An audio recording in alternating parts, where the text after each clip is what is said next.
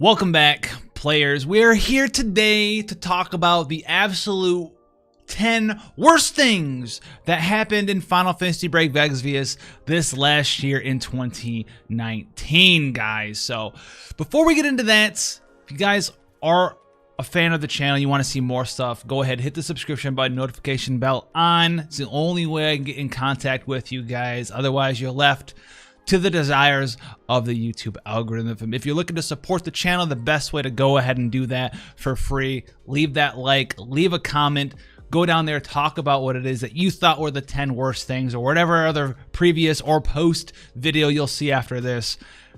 Keep on topic. I'm always looking in the comments to read every single one of them. I do read all of them, even if I don't heart them all. I do read them all. Usually the heart is a reminder for myself if I've read it or not. So before we get into that, that's what I wanted to say, guys. You guys for the support out there. There's other ways that you can do it financially as well, and the links in the description if that is up to you. But that's what I wanted to say. So let's get in here. The top 10 worst ways, things that happened in FFBE. So number 10, this has to be mentioned, and you're going to be seeing this in the other video because there's going to be a top 10 best, but this is going to be latent EP abilities. This is the latent awakenings in Final Fantasy Brave Exvius, the things that cost the enlightenment points, right? The ones that use the daily enlightenment point mission, the ones that use the different keys that you get from different events. There are some definite terrible aspects of this. Number one, the daily mission for it is terrible. You have to go in there and there's like a mission that's hidden away in the event system. You go in there and I don't even do it half the time because I don't remember to go and do it because I'm like the second page of the missions, and you go in there and the bomb blows itself up and gives you like 30 EP or whatever it is. I think it's 300 or something now. It's such a small first world problem. There's a pain in the butt to go ahead and get those free EP points. And that's just part of it. The other thing is that, like, listen, people are expecting certain things for these EP characters. We've gotten EP characters we didn't expect, and those are the reasons why it's in the top 10 best. But there's other ones out there that we just didn't get awakening points, awakening ability latents for, period. And it seems really weird, and there hasn't been any sort of confirmation as to whether or not they're actually going to get them. We're talking about characters like the Final Fantasy VI units that didn't get their enlightenment points awakening at all. Final Fantasy I, Final Fantasy II. So like really hit or miss. Like there's characters out there that didn't get anything, right? The Gladiolus characters from Final Fantasy 15 don't have any of their latents. We got other ones though, but not these ones, but some of them. So we have some big hits and misses on the EP system. That's why it's in the worst of 2019. So that's 10. Number 9 is going to be the Prizm Shop. The Prizm Shop is pretty cool. It's the thing that you can go ahead and trade trust coins into for time limited characters. And this like hasn't been updated for what feels like forever now. It's like got Dragon Lord in there and like White Knight Knoll and Nier Automata's in there as well. Like really old units too. Like White Knight Knoll just got its EP awakenings. Pretty cool. But there's like, it's really weird. It hasn't been updated in forever. There's some Dragon Quest stuff in there. Like there's a bunch of different time limited units that just haven't been added to the Prizm Shop. It's been quite a while, it feels like, since they've added anything of substance to the Prizm Shop that you can get with these trust coins. And with trust coins really being used as the only use for 3 and 4 stars at this point, 3 and 4 stars are getting even worse to pull than before. You use them for bonus units, you use them for fusing together for trust coins, and then you trade those trust coins for absolutely nothing in the coin shop, okay guys? Absolutely nothing. That's why that is number 9. All right, now number 8 is Chamber of the Vengeful. Chamber of the Vengeful definitely makes the list for number 8 for one specific reason. I do believe that when they announced Chamber of the Vengeful came out, was good, announced one a month. That's what they're aiming for, one a month. So we can give them a little slack. They said, you know, around one a month, but now it's been like a couple of months and we haven't gotten one. So, you know, we're aiming for one a month. Okay, I can see you miss a month here or there or something like that. But now it's been like 3 months or so since we've gotten a Chamber of the Vengeful boss. And in addition to that, you're trying to update it so there's 50 different units rewards, but only one of them got updated, and you said it was a bug for the other 2 that exist, even though there should be like 5 by now. And only one of them have 50. The 2 that remain have 25, and there's supposed to be like 2 bosses by now at least. That should also be 50. That's why it's making worst list. The missing content for the Chamber of the Vengeful. It's supposed to be something we're looking forward to. We're starving for content in FFB, and I know we're nearly insatiable. You can't satiate our hunger. But Chamber of the Vengeful is one of the best things in there, and we were really looking forward to it, and I really enjoy it. You know, people can get in there. You can cheese it if you want with your units using just rotating one guy in there. You can go in there and take it on with the whole full teams over and over and over. However you want to do it, that's up to you. The rewards are great, I do believe, as well.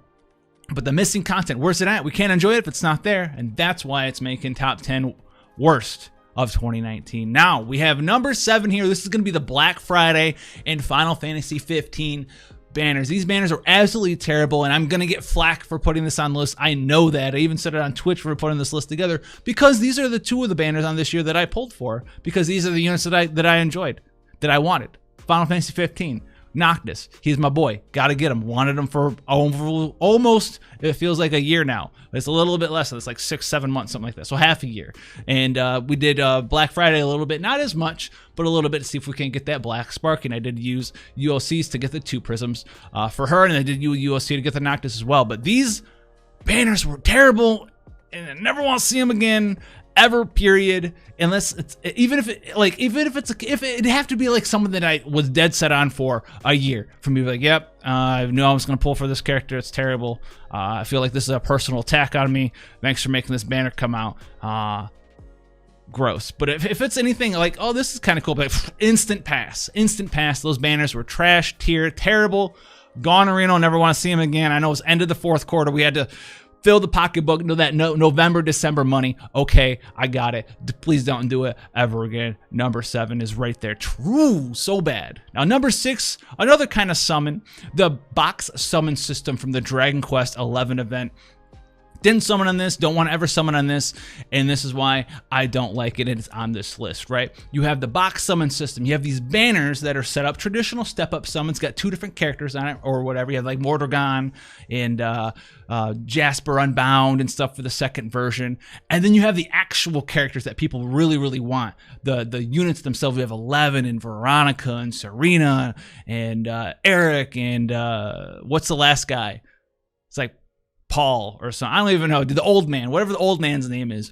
The characters that are actually like way better than the characters on the banner that you can pull with Lapis for. You have to get these tickets for pulling multiple times, and you get the gold keys for pulling multiple times, and then you can go ahead and get your guaranteed version of that character. This is why I do not like this, is because literally what you're doing is you're just kind of taking Lapis and just throwing it away, pulling for units that you can't even get on the banner. If you don't want Mordragon, you don't want Jasper Unbound, you don't want the Lord of Darkness or Lord of Shadows or whatever his name is, if those aren't characters you want, you literally are just pulling so you can get the keys, which means you're spending Lapis on like a black hole of characters you don't want. You're basically just throwing Lapis away for hoping for a good off banner at that point so you can get the key to get the character. I don't like that system. I would never pull on a system like that. It's absolutely terrible. It has some pluses to it with the freebies in it, but if the best part about the box system is that you're not pulling on it, then that box system's pretty bad. So absolutely number 6, the box system from Dragon Quest 11. Now number 5, we had to put this on there. We talked about it on stream. The official live stream, official information debacle that happened in April. That was pretty funny, for sure. If you guys don't know, this was to do with we have hardworking people that do data mine information when it comes into the game. We get the information a little bit earlier. We used to have like an extra day of early access information now because the banners came out on a Friday. Now they come out on a Thursday, so we have one less day. They do maintenance on a Wednesday still. But there's a lot of people out there that do data mining. They update the wiki. There's lots of different social media stuff, Reddit, Facebook, Discord stuff, YouTube channels, Twitch channels. So people get the information about what the units are going to be a couple of days beforehand. And there was like a literal last minute, like last 5 minutes before the banner went live, changed to Esther and Sylvie, the holiday Easter units for that banner, and they were totally different. And then on the live stream, they're like, don't trust anything that's not an official source of information. They could be misleading you. And it just kind of like, it didn't like make people super upset. It was just like, why you got to throw everyone under the bus? So it was kind of like an upsetting thing. But people weren't like up in our mob. Some people were like, oh, where's the mob at? Let's go get them. But it was just like not cool. Obviously, it was like a PR lawyer thing. Like you can't admit fault, dude. All right, you can't say that it was our fault, sort of thing. But definitely made top 5 worst moments Final Fantasy Brave Exvius in 2019. Now we have number 4, which is near and dear to my heart. When I say this, it's true. Wave battles. Wave battles, in my opinion, are actual trash. And you either need to get rid of them or help them out, because wave battles are pretty much just fake raids. They're raids that use energy. They have shitty rewards. That's what a wave battle is the first week or whatever. Now, I know we use wave battles. Wave battles are connected to Chamber of the Vengeful. Whatever the wave battle boss is turned into the Chamber of the Vengeful boss. But as far as like the actual content itself of a wave battle, you could literally just turn the wave battle, make it cost raid orbs, turn it into another raid. Because wave battles drop wave battle currency, which raids drop raid currency. Wave battles cost energy, just make the wave battle cost raid orbs. Literally no different. There's the cool little gear that you get from beating the boss or whatever, right? The EP rewards, or however you get them from the wave battle, you can just make those milestone raid rewards at that point. They're just worse raids at this point because we have the new raid box system, which is super awesome, but the wave battle doesn't really use that system. It's kind of got the system, but like none of the really good rewards in it, right? There's no super TMR moogles in the wave battle box system. Wave battle are just fake raids. They need some help. They need something. They need something. I don't like doing them. It's probably my most hated event, period. It empties out my energy, especially if you're a little bit more here for me, because I like to stream. We stream the game. You know, if we want to do like a trial battle or something, maybe there's a wave battle plus a new boss at the same time. Now I have to like use my energy on the boss to do it a couple times on stream, and then I'm like, hey, I gotta go do this wave battle. Oh wait, it costs energy. Just make it a raid at this point. Make it cost raid orbs. Make it cost wave battle orbs or something. I don't know, but please don't leave it the way that it is right now. It needs some sort of help. All right, number 3. I know this isn't gonna affect everybody. The live stream was cool that we had, the end of the year live stream, but what would have been really cool is to have an actual fan fest. We didn't have an actual fan fest this year, and fan fest was super awesome when I got to go to that. It was good times to spend a couple of days with people out there, meeting and greeting new people, just finding new friends out there, seeing people hanging out for a couple of days for an extended period of time. It's just a cool thing. It's just a cool thing to go out there and enjoy some time with people who enjoy the same thing that you do for multiple days, for hours. It was really cool. It was a really cool experience, and the fact that we didn't have it this year, I have to put it on there somewhere. It's worst part of 2019. Things that don't exist is what you could call this, all right? Number 2, Arena Please. I have this listed, Arena Please. Arena Please. Do something with the Arena. Arena's terrible. It needs a rework. You need to change the damage formula in it so you can at least do it a little bit. I don't know, but Arena's awful, all right? I still do it because the pots are still there, like HP pots, some of the rewards are pretty cool, but at this point I kind of have a lot of pots, and I kind of just do it cause, you know, just cause. If you're a newer player, you definitely want to do it to just get the pots, but I've caught myself plenty of times because I, for whatever reason, cannot get sub 3k in Arena, so I hit like 15k or whatever it is, and I just like make my units kill themselves or like give up every round for the rest of the week. Seriously, that's what I do nowadays. Arena is pretty trash tier and a lot of things. Once you get sub 15k points, you're pretty much good unless you can get under 3k, which seems to be really RNG for a lot of people out there, whether or not you can get sub 3k or not. I can try as hard as I want without any refreshes and never break like sub 5k. I have some friends, people in the Discord, who do the same thing, start playing at the same time, and they won't use raid orbs either. We'll use the same amount of raid orbs. We'll use the same amount of arena orbs, and they'll be like, yeah, dude, I'm rank 200. I'm like, oh, cool. I'm like rank 4,500, and I can't break that. We've both used the same orbs, same win streak, same everything. I have no idea. But this needs either like a redesign, some sort of reward structure. You know, there's a lot of games out there who do have some sort of arena thing. No PvP is ever going to be perfectly balanced, but when your damage formula is your offensive stat squared divided by a defense, that's never going to be a good thing there. The 999 damage cap is literally there as a band-aid solution to a huge problem. If I was using a band-aid, I'd have like a 40,000 ton meteor on my head right now. I'd be gone. The 999 damage, I'd still be gone. So this needs some sort of big rework. I might make a video about that. It needs some sort of like seasonal monthly thing with actual mid-tier rewards, something like that. Elemental swords, elemental gray swords that are two-handed, something like that. You guys could do something cool to help out those players, get some mid-tier, like TMR and a half, TMR tier rewards there. That would be super awesome. Number 1, though, worst part of 2019.